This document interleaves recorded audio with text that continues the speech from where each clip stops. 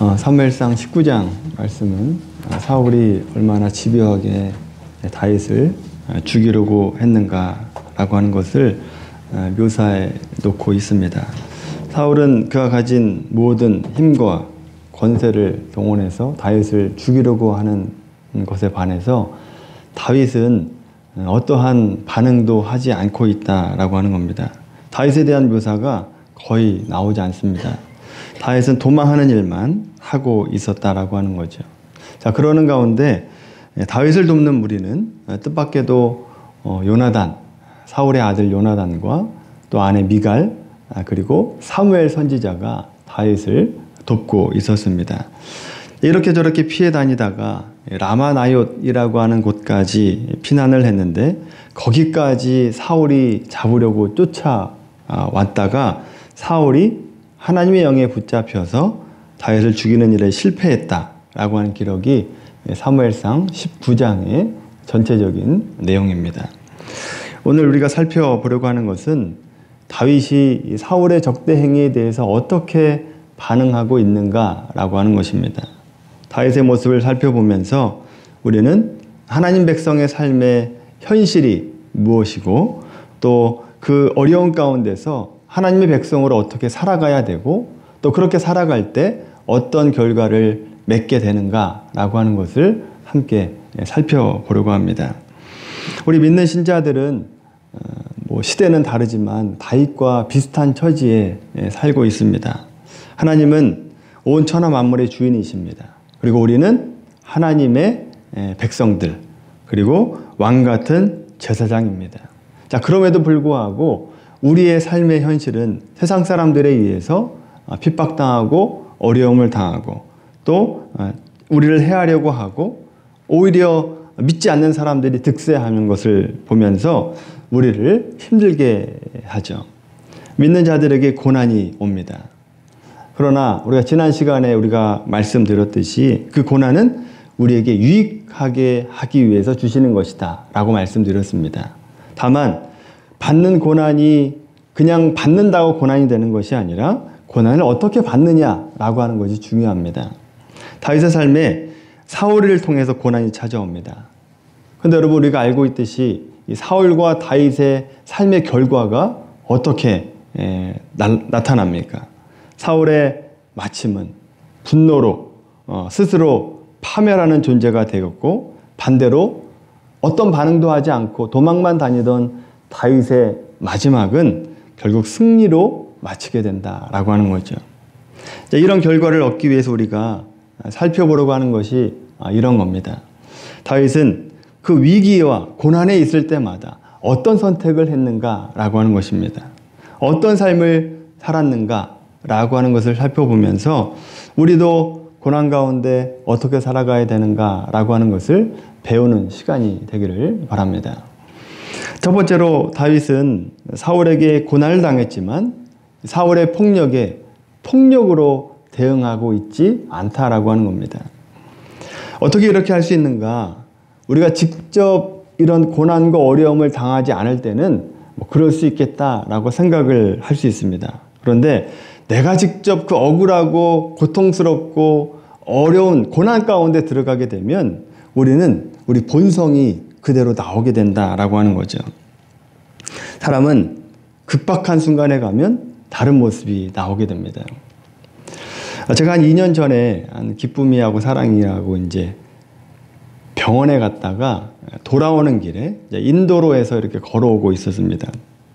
그런데 차 한 대가 조그만 골목에서 큰 도로로 진입을 하려고 우리 앞을 지나가고 지나간 것을 확인하고 나서 우리가 이제 그 차 뒤를 건너려고 가고 있는데 갑자기 그 차가 후진을 하는 겁니다. 그래서 기쁨이가 차에 살짝 스쳐가지고 넘어졌어요.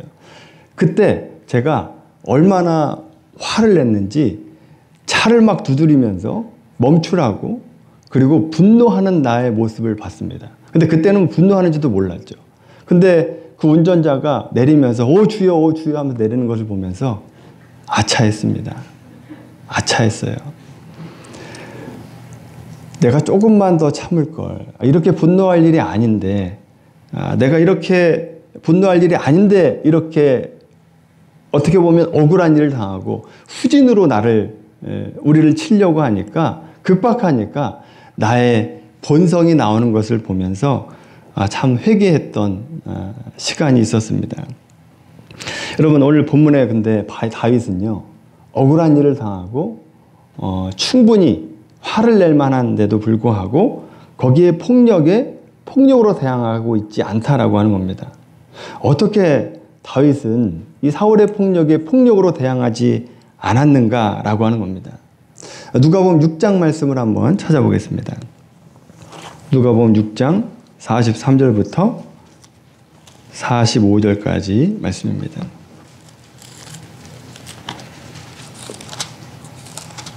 누가복음 6장 43절 말씀부터 45절까지 말씀입니다. 신약성경 99페이지입니다. 같이 읽겠습니다. 못된 열매 맺는 좋은 나무가 없고 또 좋은 열매 맺는 못된 나무가 없느니라. 나무는 각각 그 열매로 아나니 가시나무를 무화과를 또는 찔레에서 포도를 따지 못하느니라. 선한 사람은 마음에 쌓은 선에서 선을 내고 악한 자는 그 쌓은 악에서 악을 내나니 이는 마음에 가득한 것을 입으로 말함이니라. 아멘. 어떻게 다윗이 어려운 가운데도 폭력에 폭력으로 대항하지 않을 수 있었는가? 다윗은 하나님의 백성이었고 아름다운 나무였기 때문에 그렇습니다. 좋은 나무였기 때문이다 라고 하는 거죠. 좋은 나무와 못된 나무의 그 구별은, 즉 나무의 정체성과 됨됨이는 열매에 의해서 결정이 된다라고 하는 거죠.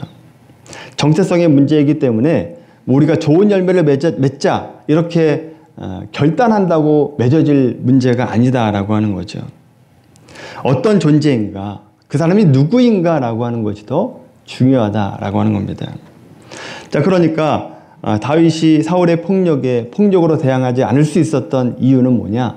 하나님의 백성이었기 때문이었다라고 하는 거죠. 이에 반해서 오늘 본문 9절 말씀 보십시오. 오늘 본문으로 돌아와서 9절에 보시면 사울은 어떤 사람이었는가? 사울이 손에 단창을 가지고 그의 집에 앉았을 때에 여호와께서 부리시는 악령이 사울에게 접하였으므로 다윗이 손으로 수금을 탈 때에, 이와 비슷한 말씀이 18장 10절에도 나옵니다.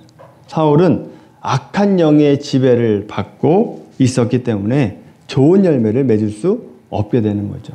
폭력만 나오게 됩니다. 살인의 마음만 나오게 됐다라고 하는 거죠. 열매에 관한 말씀을 제가 드릴 때마다 빼놓지 않고 말씀드리는 구절이 있죠. 갈라디아서 5장 16절부터 23절까지 말씀입니다. 한번 찾아보겠습니다. 갈라디아서 5장 16절 23절 말씀입니다.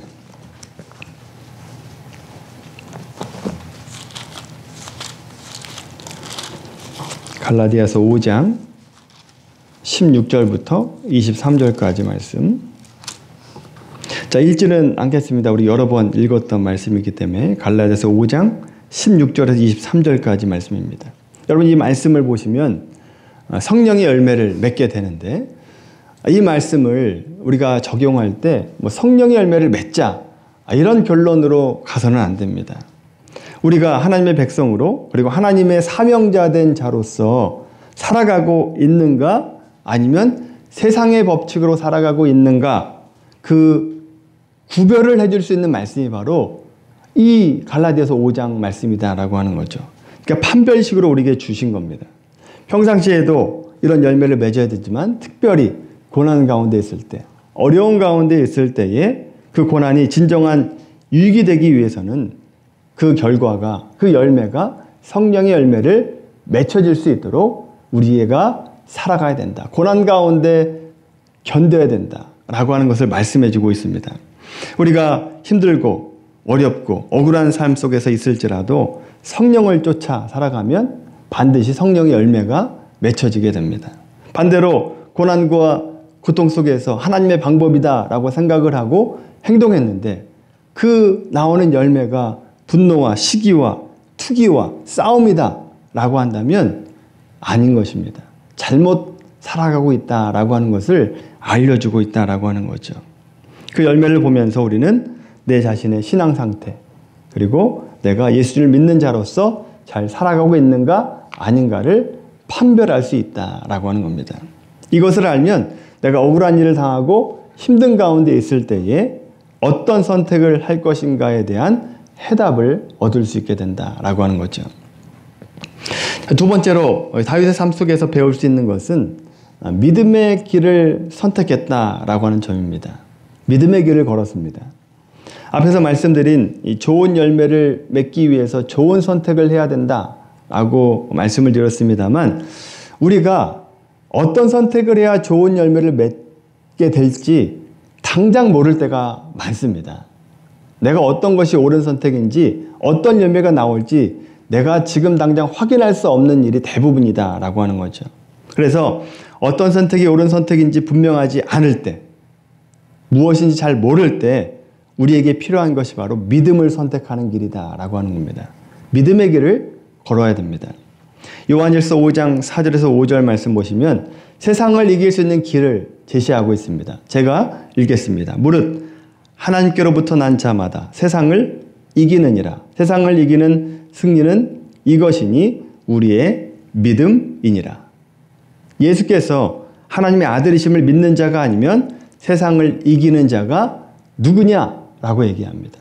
세상을 이길 수 있는 방법, 그게 뭡니까? 믿음이다라고 하는 겁니다. 믿음의 길을 걸어야 된다라고 하는 거죠. 믿음의 길이라고 하는 것이 뭐냐 하면 하나님께서 말씀하시는 방법, 하나님이 기뻐하시는 방법이 바로 믿음의 길이다라고 하는 겁니다. 그 방법이 우리가 볼 때는 힘이 없어 보이고 어떻게 보면 한심해 보이고 아무런 효과가 없어 보일 때가 많습니다. 그런데 믿음의 길을 걸어야 된다라고 말씀하고 있어요. 다윗의 삶 속에서도 보면 믿음의 길을 걸어갔던 일들이 있습니다. 예를 들어서 사무엘상 24장이나 26장에서 사울을 죽일 수 있는 충분한 여건이 되었는데도 불구하고 죽이지 않습니다. 죽이지 않아요. 이런 사건을 보면 믿음의 길을 걸어갔다라고 하는 것을 알 수 있습니다. 그런데 조금 더 명확하게 믿음의 길을 선택해서 승리한 대표적인 사건이 있습니다. 그 사건을 한번 찾아볼 텐데 여호수아 6장 말씀 한번 보겠습니다. 여호수아 6장 말씀입니다. 구약성경 여호수아 6장 1절에서 10절까지 말씀입니다.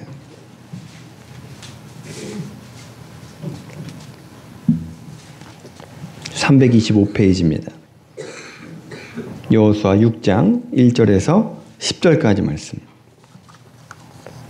우리가 잘 알고 있는 여리고성의 함락에 관한 말씀이에요. 여호수아 6장 1절에서 10절까지 같이 읽겠습니다. 시작. 이스라엘 자손들로 말미암아 여리고는 굳게 닫혔고 출입하는 자가 없었더라. 여호와께서 여호수아에게 이르시되 보라 내가 여리고와 그 왕과 용사들을 내 손에 넘겨 주었으니 너희 모든 군사는 그 성을 둘러 성 주위를 매일 한 번씩 돌되 엿새 동안을 그리하라. 제사장 7은 7 양각 나팔을 잡고 언약궤 앞에서 나아갈 것이요 7째 날에는 그 성을 7번 돌며 그 제사장들은 나팔을 불 것이며 제사장들이 양각 나팔을 길게 불어 그 나팔 소리가 너희에게 들릴 때에는 백성은 다 큰 소리로 외쳐 부를 것이라. 그리하면 그 성벽이 무너져 내리리니 백성은 각기 앞으로 올라갈지니라 하시매 눈의 아들 여호수아가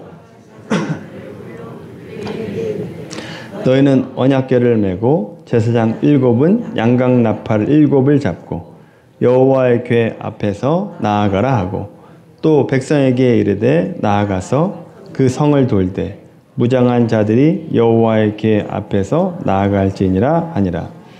여호수아가 백성에게 이르기를 마치매 제사장 7은 양각 나팔 7을 잡고 여호와 앞에서 나아가며 나팔을 불고 여호와의 언약궤는 그 뒤를 따르며 그 무장한 자들은 나팔 부는 제사장들 앞에서 행진하며 후군은 그의 뒤를 따르고 제사장들은 나팔을 불며 행진하더라.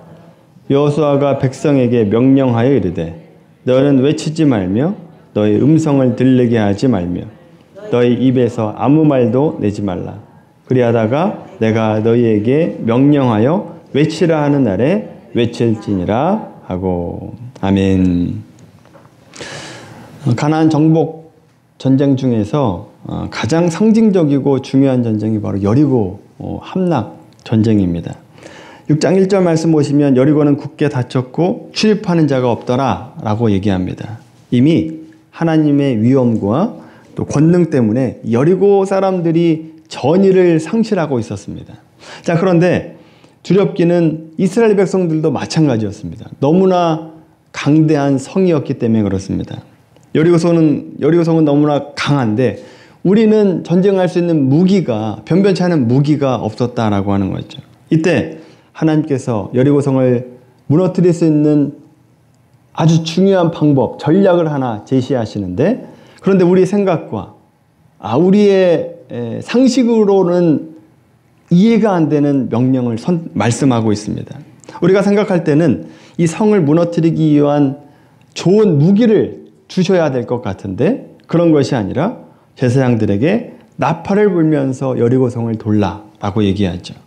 엿새 동안 한 바퀴씩 돌고 일곱째 날은 일곱 바퀴를 돌아라 라고 명령합니다. 얼마나 황당한 명령입니까? 어이가 없는 명령이죠. 이런 명령을 받았을 때 필요한 것이 뭐냐? 믿음이다라고 하는 거죠. 믿음입니다. 하나님께서 명령하신 대로 순종하는 것이다 라고 하는 거죠. 믿음의 길을 걸어야 됩니다. 여러분, 이 믿음으로 6절부터 9절까지 말씀 보시면 여호수아가 이스라엘 백성들에게 하나님 주신 전략을 그대로 전하고 또 이스라엘 백성들은 여호수아의 명령에 순종하고 있습니다. 여러분, 믿음을 가지고 행진할 때 눈여겨봐야 될 말씀이 10절의 말씀이에요. 10절 말씀 보십시오. 이스라엘 백성이 여리고를 돌 때 오직 제사장 나팔 소리만 들리게 하고 아무 말도 하지 말라라고 얘기합니다. 아무 말 하지 말아라 라고 얘기하죠. 이유가 있습니다. 믿음의 방법이라고 하는 것이 사람들의 눈에 보기에는 어리석어 보이고 또 말도 안 되는 방법이기 때문에 그렇습니다. 또 한 바퀴씩 돌 때마다 어떤 성이 금이 가고 지진이 나거나 어떤 무너질 만한 어떤 징조가 보이면 아무 말 하지 않을 겁니다. 그런데 그런 징조가 하나도 없습니다. 그러면 사람들이 어떤 반응을 할까요? 어떤 말을 하기 시작할까요? 불만과 불평의 말을 쏟아내기 시작합니다. 그런 부정적인 말을 쏟아내면 믿음의 길을 걷는 사람들도 흔들리기 시작한다라고 하는 거죠. 그래서 조용히 하고 입을 다물고 성을 돌라라고 말씀하고 있다라고 하는 거죠. 우리가 믿음의 길을 갈 때에도 이런 부정적인 말을 하는 사람들이 반드시 있습니다. 그때 이 10절 말씀을 적용해 보자면 믿음의 길을 갈 때 그들의 입을 막을 수는 없기 때문에 그들의 말을, 부정적인 말을 듣는다 할지라도 그 말을 귀 기울이지 않아야 된다라고 하는 거죠. 꿋꿋이 믿음의 길을 걸어가야 된다라고 하는 겁니다. 그렇게 믿음의 길을 선택하고 믿음의 길에 순종할 때 하나님은 반드시 마지막에 승리하게 하신다라고 하는 겁니다. 내 삶을 가로막고 있는 것들, 그 문제들을 반드시 무너질 날이 오게 됩니다. 여러분 가운데 지금 다윗과 같이 또 여러분의 사울에 의해서 공격받고 고난 가운데 있는 분들이 있을 겁니다. 여러분들의 사울은 어떤 분들에게는 물질일 수 있고 어떤 분들은 관계의 문제일 수 있고 자녀의 문제일 수 있고 질병이나 직장 문제나 공부의 문제가 여러분의 사울일 수 있습니다. 그런 문제 앞에서 지혜롭게 대응하는 방법 두 가지를 제가 말씀드렸습니다. 첫째는 좋은 열매를 맺는 길을 선택하라는 겁니다. 그런데 내가 어떤 것이 옳은 선택인지 모를 때, 지금 당장 어떤 열매가 맺혀질지 모를 때 어떤 방법을 선택해야 되느냐? 믿음의 길을 걸어야 된다라고 하는 겁니다. 하나님께서 원하시는 방법, 하나님께서 기뻐하시는 방법을 선택하는 겁니다. 그것이 사람들이 보기에는 어리석어 보이고 아무런 효과가 없어 보일지라도 그 믿음의 길을 걸으셔야 됩니다. 다윗이 사울의 폭력에 폭력으로 대응하지 않았습니다. 주변 사람들이 볼 때 얼마나 답답했겠습니까? 지금 당장 사울을 죽이고 이 모든 망명 생활을 청산하고 왕으로 될 수 있는 길이 있었습니다. 그런데 다윗은 그 길을 선택하지 않았다라고 하는 거죠. 믿음의 길을 걸었습니다. 부하들이 볼 때 꼭 저렇게까지 해야 되나? 그런 부정적인 말을 쏟아내는 사람들도 있었을 겁니다. 다윗은 흔들리지 않았다라고 하는 거죠. 여호수아 역시 성을 돕니다. 사람들이 볼 때 얼마나 어이없겠습니까? 여리고성 사람들이 아마 웃었을 것 같습니다. 뭐 하는 짓인가? 라고 생각을 했겠죠. 그런데 믿음의 길, 하나님께서 원하시는 길을 걸어갈 때 그 끝에 결국 승리를 주신다라고 하는 겁니다. 왕이 되게 하는 삶을 살게 하시는 겁니다. 따라서 여러분, 우리도 사람들이 볼 때 좋은 길이 아니라 하나님께서 보실 때 좋은 길을 선택하게 되기를 바랍니다. 학교 생활이나 직장 생활도 마찬가지입니다. 주일에 다른 친구들 다 학원 갈 때 믿음의 길을 걸어야 됩니다. 교회를 선택하는 믿음의 길을 걸어야죠. 다들 수련회 가자 그러면 학원 때문에 못 간다 그럽니다. 그러나 학원을 포기하고 수련회를 선택할 때, 믿음의 길을 걸을 때 하나님께서 그 인생을 책임져 주신다라고 하는 거죠. 직장 생활할 때도 마찬가지입니다. 다른 사람 눈치 보면서 굳은 일 안 하려고 하지 마시고 주인의식을 가지고 솔선수범하는 길을 선택해야 됩니다. 그리고 자신의 달란트를 가지고 최선을 다해서 삶을 살아가는 것. 사람들이 볼 때는 어리석어 보일 수 있습니다. 저렇게까지 하나? 왜 저렇게까지 하나? 라는 생각을 할 수 있죠. 그런데 그것이 믿음의 길이다라고 한다면 그 길을 걸으십시오. 사업할 때도 눈가림이나 속임수로 돈을 벌려고 하지 마시고 정직하고 좋은 품질로 승부하려고 할 때 어리석어 보이지만 그 길이 결국 승리의 길이고 우리가 이기는 길이다라고 하는 것입니다. 믿음의 길을 가는 것이 때로는 다윗과 같이 쫓겨다니는 삶 같고 여호수아와 같이 지금 당장 아무런 효과가 보이지 않는 것처럼 느껴질 때가 있습니다. 그러나 믿음의 삶의 결국에는 생명이 있고 진리와 영광이 있고 사랑과 희락과 화평을 얻을 수 있는 길이다라고 하는 겁니다. 이 좋은 것들은 세상에서는 얻을 수 없는 것들입니다. 하나님의 길을 갈 때, 믿음의 길을 갈 때만 얻을 수 있는 길이다라고 하는 거죠. 이것은 오직 그리스도인들만 만들어낼 수 있는 열매라고 하는 것입니다. 그래서 어떻게 보면 이것이 그리스도인으로 살아갈 때 얻는 보상으로 또 복으로 우리가 얻을 수 있다라고 하는 거죠. 여러분, 우리의 믿음의 길을 걸어가면서 세상 사람들에게 본을 보이시고 또 그리스도인됨을 드러내는 우리의 삶이 되기를 바랍니다. 여러분들이 다윗처럼 또 여호수아처럼 믿음의 길을 가서 결국에는 승리하게 되는 은혜와 복들을 누리게 되는 그런 삶이 되기를 주님의 이름으로 간절히 축원합니다.